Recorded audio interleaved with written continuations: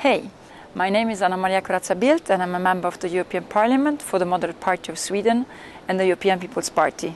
I'm really glad that the report I've been responsible on a more efficient and fair retail market in Europe has been adopted overwhelmingly in Strasbourg today. Do you know that retail is giving almost 20 million jobs and has continued to employ throughout the crisis? My report, in fact, is about creating more jobs in Europe. Time has come to recognize retailers as drivers of growth. Can you imagine that a toy has to be retested when you buy it for your child cross-border? Do you imagine what a waste? Or why does the same cheese need to be repacked to be sold in another member state? Why is not e-signature recognized throughout the European Union? The reality is that there has been more hidden and hideous restriction adopted in recent years. My report is about removing barriers, borders and burdens to free movement of goods and services. This is the backbone of European integration. With this report, we are putting the retail on the EU policy-making map as a pillar of the single market as never before. We have taken a joint commitment across political lines for an action plan for retail, based on a long-term and holistic approach, asking the Commission to make sector-specific recommendations. I'm also glad that this has been anchored already when we adopted a new Single Market Act to relaunch the internal market. In this respect, I have to say I've been surprised and I do regret that the Social Democratic and the Greens were not even present to discuss the report in plenary before the vote.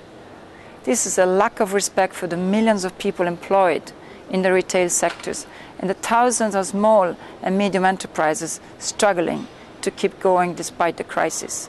There was not a lack of controversial issues, as in my report I've not been shying away to take up, for instance, private label, discriminatory tax and trade laws, unfair commercial practices, copycatting, unjustified payment fees, just to name a few.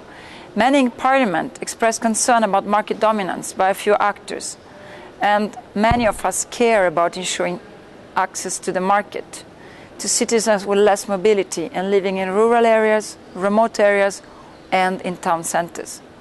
In fact, as myself, I am an entrepreneur. My report is a call for action. We are asking us, European Parliament member states, to implement existing internal market legislation, the Goods Package, the Service Directive, the Small Business Act, the Consumer Rights Directive, the late payment, and to enforce competition law. We ask member states to remove national restrictions that create extra costs, especially for SMEs, and less choice for consumers. We call on the Commission to take quicker and tougher action against any breach of internal market legislation.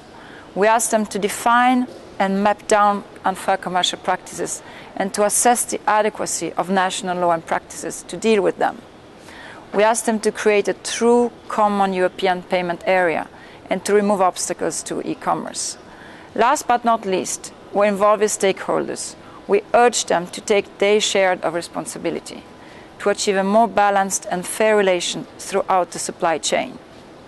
They have to continue to make progress as they are doing on green responsibility, on energy saving, on transport efficiency, on waste disposal, and last but not least, initiatives on food waste.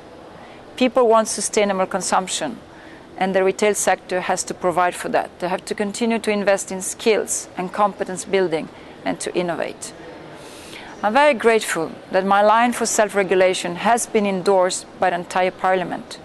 I truly believe that measures that are shaped and owned by those concerned can be more effective in solving problems than measures that are parachuted and imposed by policymakers.